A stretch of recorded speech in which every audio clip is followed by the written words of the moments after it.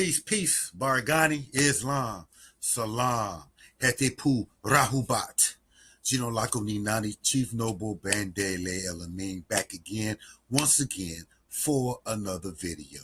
And today's video, we're going to be dealing with the God Yahweh, okay? We're going to be dealing with the origins, the true origins of Yahweh.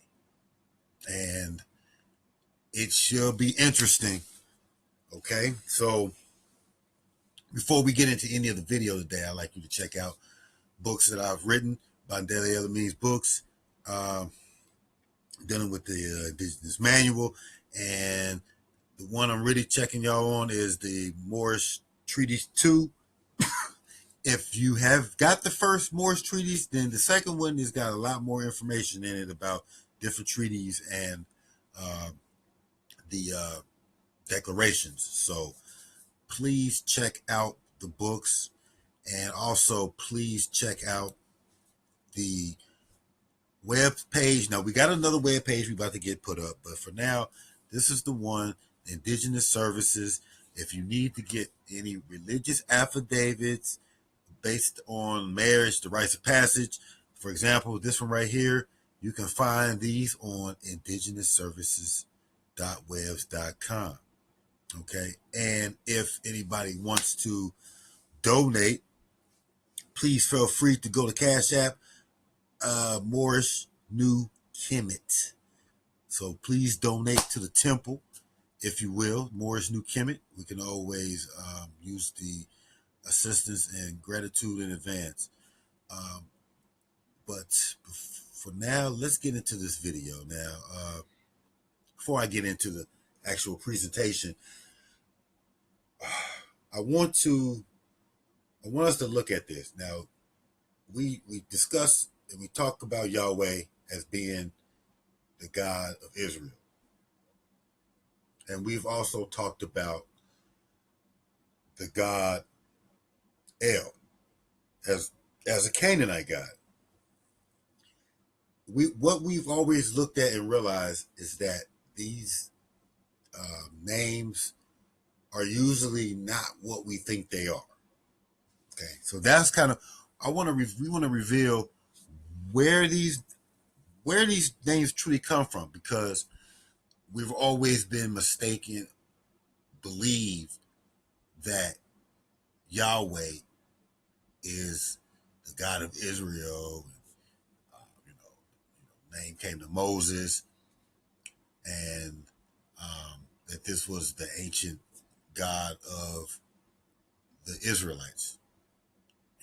But when we look at the information that we've already looked at, we know that El was basically in the Bible, as far as we're saying in the Bible, El was what Abraham called God, Elyon, and that's supposed to be the patriarch of the three Abrahamic religions. Okay, but when it gets to Moses in the burning bush, we get Yahweh,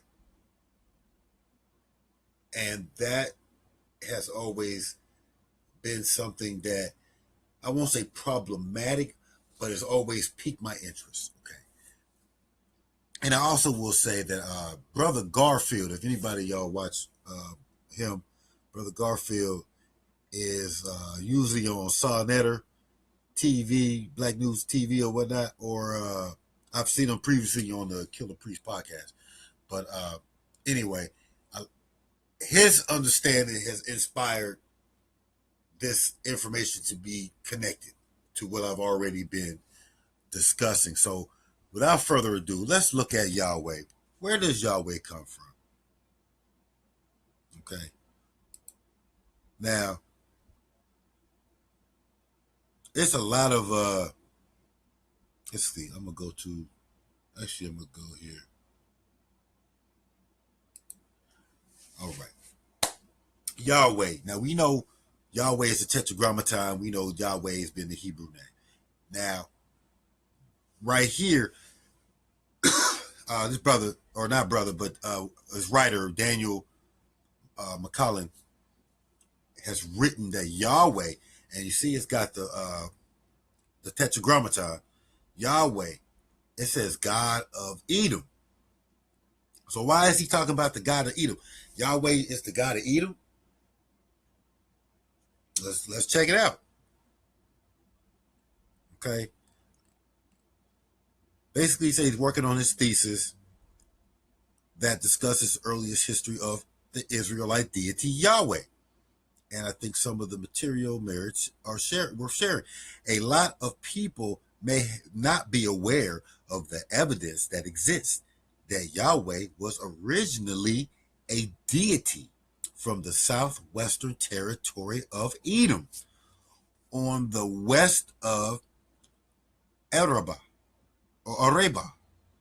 a large valley running south from the Dead Sea down to the Gulf of Aqaba.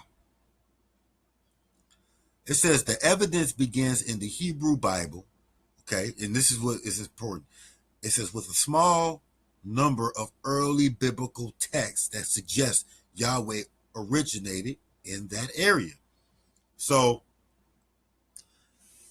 we'll look at Deuteronomy 33:2. It says Yahweh came from Sinai and rose unto us from Seir. He shined forth from Mount Paran. Okay. Now it says again in Judges, Yahweh, when you sent out of Seir, when you marched forth from the field of Edom, the earth trembled and the heavens dropped. Yea, ye the clouds dropped water, the mountain quaked before the presence of Yahweh, the one of Sinai, from before Yahweh, the God of Israel. God came from Teman, and the Holy One from Paran. Now, let's look at, okay, because he says seer twice in Deuteronomy and in Judges. They use the word rose up out of seer and shine forth. Okay, now Seir is understood to have been located on the east side of Araba, where the Edomites were originally settled. They would later expand to the west, displacing the Horites. Mount Paran is likely to be located near the wilderness of Paran, located west of Araba. No one knows the exact location of Mount Sinai, but guesses range from the south of the Sinai Peninsula up and over the Gulf of Aqaba into the east, the Midianites' territory. And this is going to be important too, because the Midianites are, are the ones that kind of first spoke of Yahweh in the Bible. Okay, so it says, given Moses stumbles upon the mountain while tending to the Midianites' father-in-law's sheep, it's probably not too far from the eastern side of Araba. Teman is on the western edge of Araba. Okay, so it says now the Exodus tradition has Yahweh first revealing himself in this territory to a man who just married a Midianite priest. Okay, so this is where the Midianites come back in. The priest is Jethro, calls upon Yahweh's name, and even presides over sacrifices offered to him. So this is in Exodus. Could the Canaanites and the Edomites have worshipped Yahweh? So they're going as far as saying that Yahweh goes back earlier in this worship, where if you look and you check it out, these are all like the Edomites, Moabites, all these different groups are all in Canaan. So you got to understand that although they are, their own separate tribes, the Edomites, the Moabites, the Horites, whatever have you, that all of them live in Canaan, and really, essentially, at the end of the day, are considered Canaanite. It'd be like, it's almost like you being from Ohio, and then somebody else is from Florida or whatnot. You can say, well, I'm from Ohio, I'm an Ohioan, you're a Floridian, but we all American, if you understand this from that sense. So these different groups are all under Canaanite. Okay, so so let's break this down a little bit further, okay? Because we're gonna look at Edom. We're gonna look at the deity for Edom, okay? Now the deity, because this is what causes confusion. When you look up Edomite, it's gonna take, if you look up Edomite's god or deity, it's gonna take you to this. Cause. Okay, cause. Okay. They're saying, and they're saying that this is their deity, the Edomite. This is the Edomite version. This is the Hebrews. Okay. Now, it says it was the national god of the Edomites. It says he was the El-Amin rival of Yahweh. Now, when you read that, you'll think, oh, okay, well, cause is the rival to the Hebrew Yahweh. Okay. And this is what's key. This is what throws everything off, because you're thinking, oh, okay, cause is the Edomites' God, and Yahweh must be Israelites' God. So they don't go together. You know, that's what you read when you see this. But it says, and structurally parallel to him. That's going to be key, because it's saying it's parallel. It says, thus Benko, son of Cos, parallels to son of Yahweh. Now look, it says the name occurs only once in the Old Testament, if we exclude a possible allusion in an otherwise corrupted text. Okay. And then it says in the book of Ezra and Nehemiah, it says, as an element in the personal name, Barkos, meaning, son of, Kos, gleaned forth, referring to the father of the family or clan of perhaps the Edomites, returning from Babylon exile. It says, so it's saying that, this is the name or whatever, referring to the clans that came out following Babylon exile. It says the noun frequently appears combined with names or on documents recovered from excavations of El-Amin, where a mixed population of Arabs, Jews, and Edomites live under the protection of the Persian Mesopotamian garrison. So that right there, okay. I mean, so I want the Arabs are going to come into play later on in this, but basically it's giving you a kind of a rundown that this name is. It seemed like it comes at a time after the Babylon exile, so it may not. It's saying that it may not even be the original name that the Edomites was using. They don't really find any evidence of that name, so it's interesting that the name is Kaz. Now,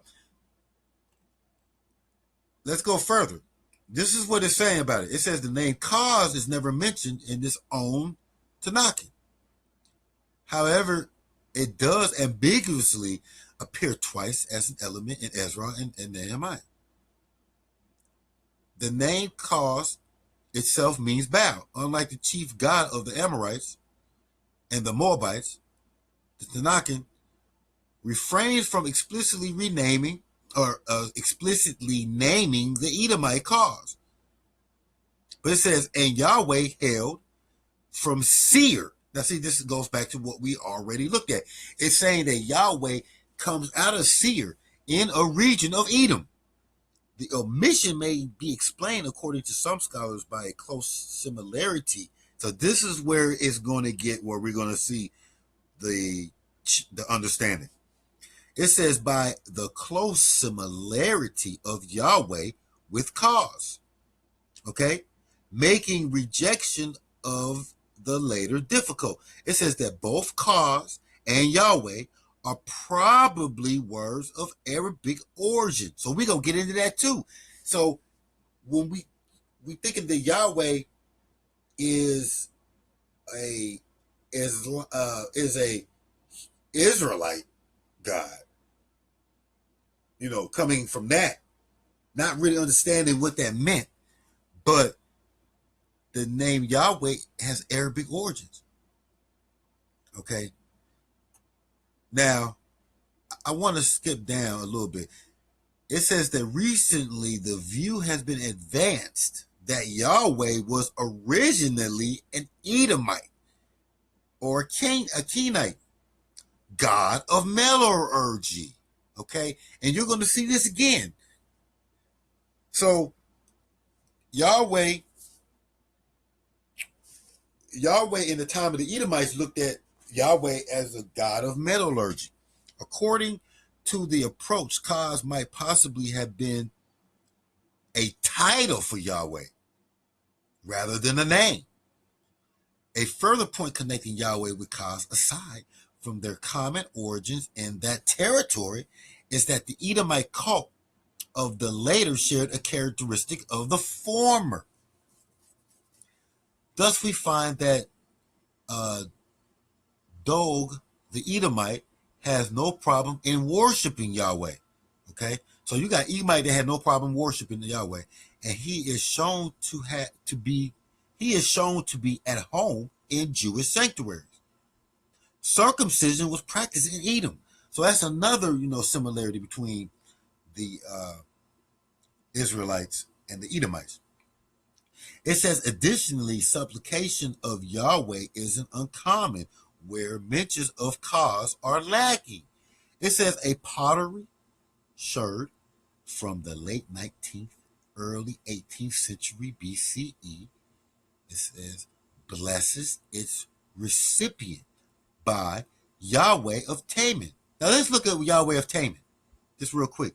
It says Teman was the name of an Edomite clan. So you got an Edomite clan, Yahweh, being blessed in the early 8th, 9th century. Okay. Now it says, which some have taken as implying that, at least from an Israelite perspective, cause and Yahweh were considered identical, though it by no means necessarily proves it. Okay, so it doesn't prove it, but there's strong evidence pointing to that. Okay. Now, this right here has been talked about. I've seen this on TV. You talk about, and this is a lot of debated heat with the Israelites, the Hebrew Israelites today, like different ones that I've seen on Saw Netter. Now it says that the worship of cause appears originally to be located in Hizma area of southern Jordan and North Arabia. Okay, so here comes Arabia again, where the mountain Jabal al-Kaz still bears his name. So this Yahweh or Kaz goes into Jordan. That whole region, if I should put up a map, but let me get through this. It says that he entered the Edomite pantheon. Okay, so now this is like, if anything about when you look at gods and deities, a lot of times these deity or names are at some point in somebody's timeline or history.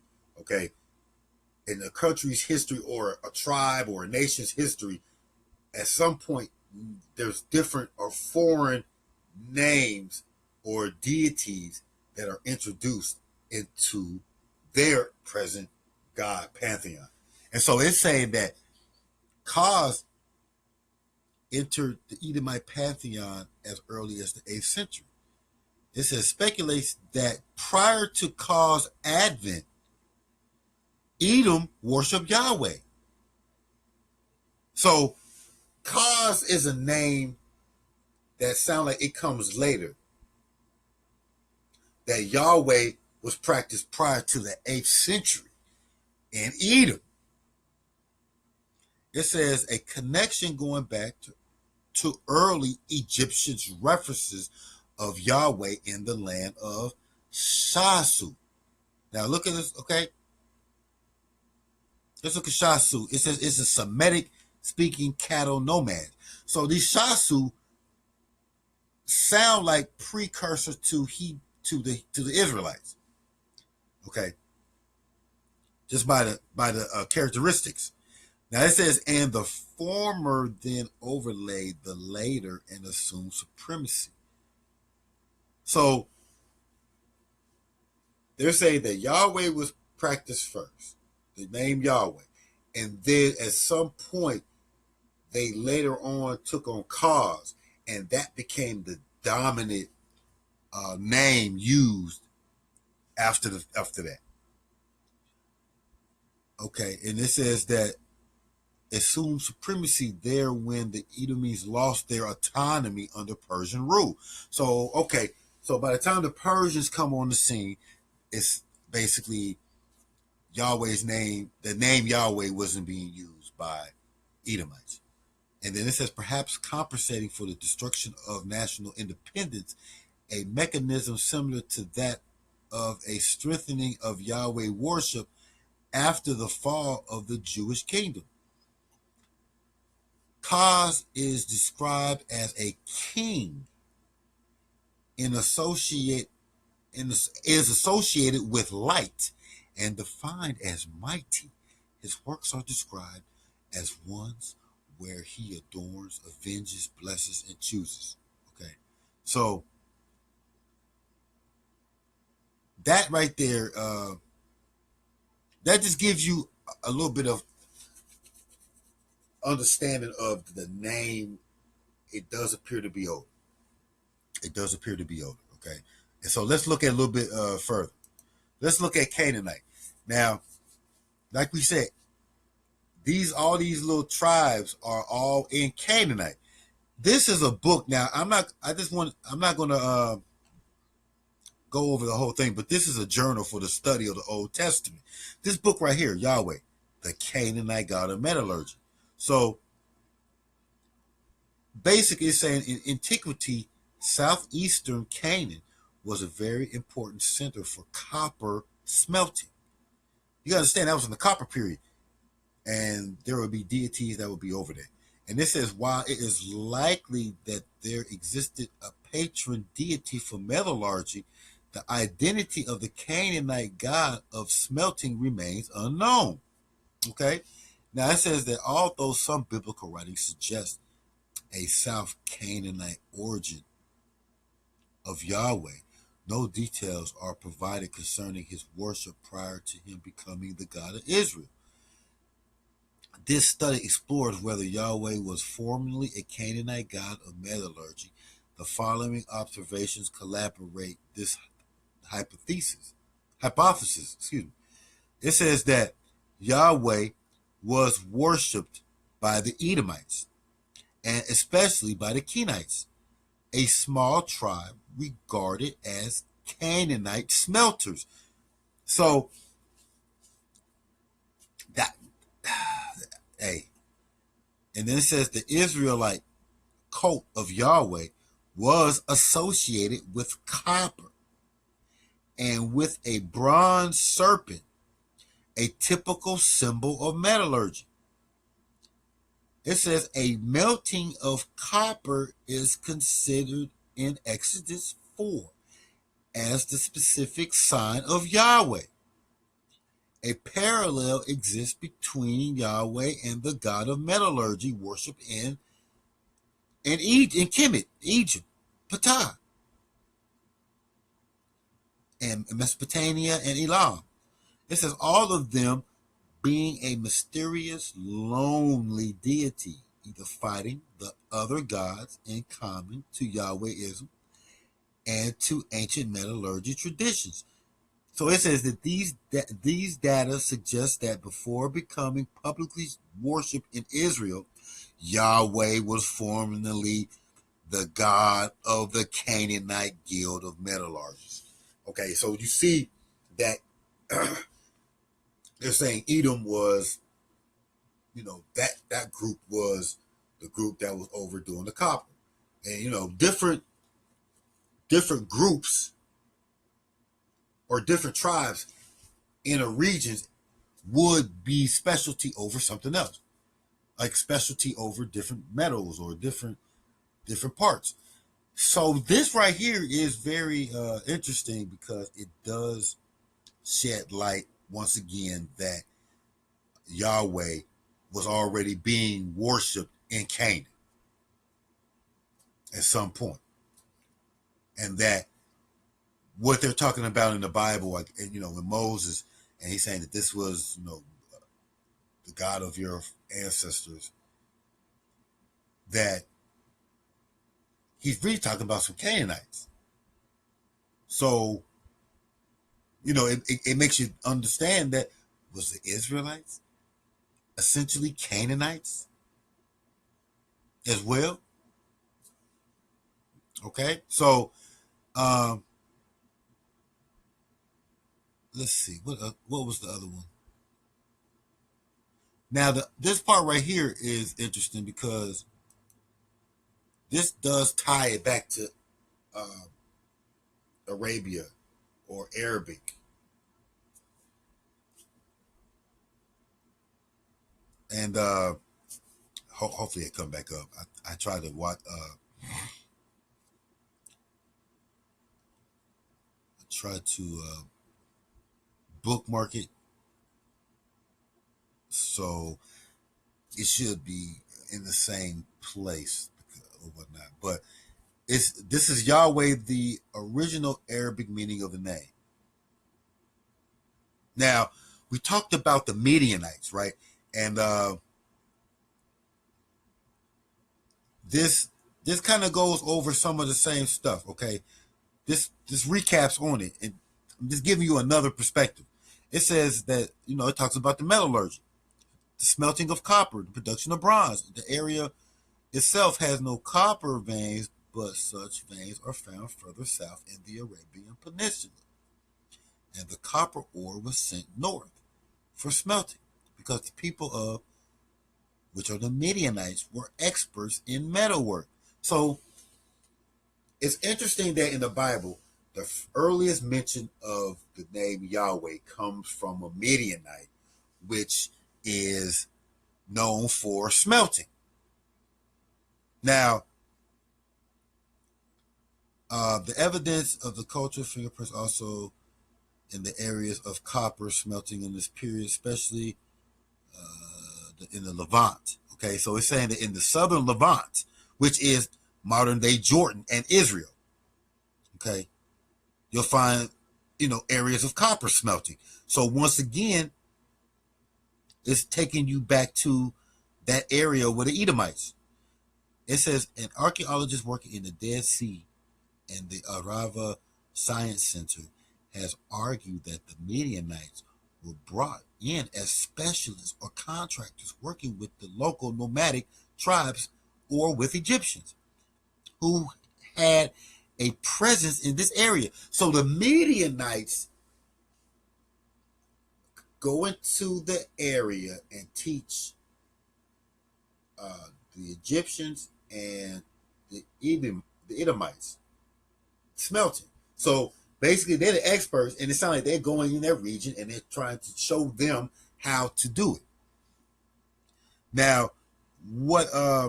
So how does all that connect? Because we talk about the Midianites. The Midianites are the first ones to mention Yahweh's name.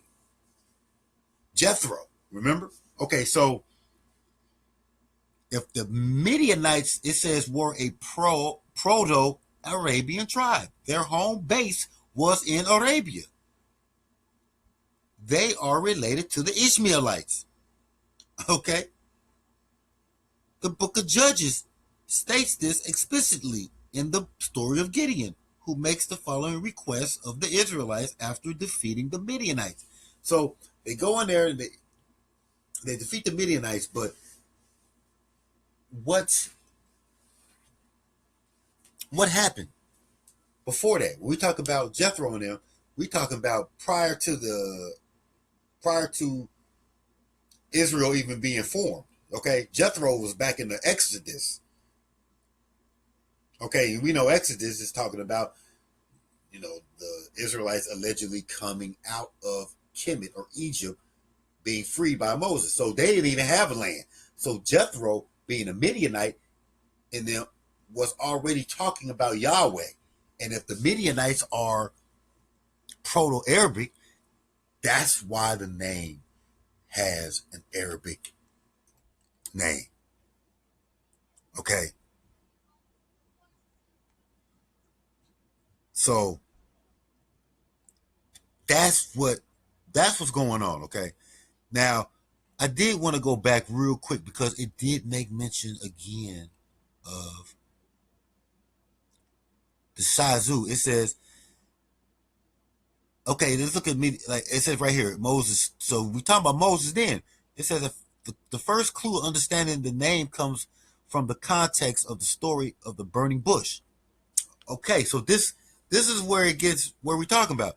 It says after Moses kills an Egyptian and flees from Pharaoh, he ends up in Midian, where he meets the priest of Midian, Jethro, and marries his daughter, right? While shepherding with his father in Fleeks, he sees a burning bush and receives a revelation. So, okay, you got a burning bush. Now the story makes more sense now. The Midianites already worship Yahweh. Okay, when in the story Moses marries into the Midianites, so that means he into the priesthood, meaning that he learned about Yahweh. Okay. Oh, now does that make sense? Then so when and so his knowledge or his illumination of that name is referenced in what they call the burning bush. The burning bush is the illumination, the enlightenment of this name, or being uh, initiated into the priesthood. He gets the name Yahweh. So Moses in the story, he's going to take that name back to Egypt once he leaves. And that becomes the new name because now he's got a name for his people. The Egyptians already knew the name. The Egyptians already knew the name. Okay? So I'm just going through and letting you look. I mean, this is um, a heavy text.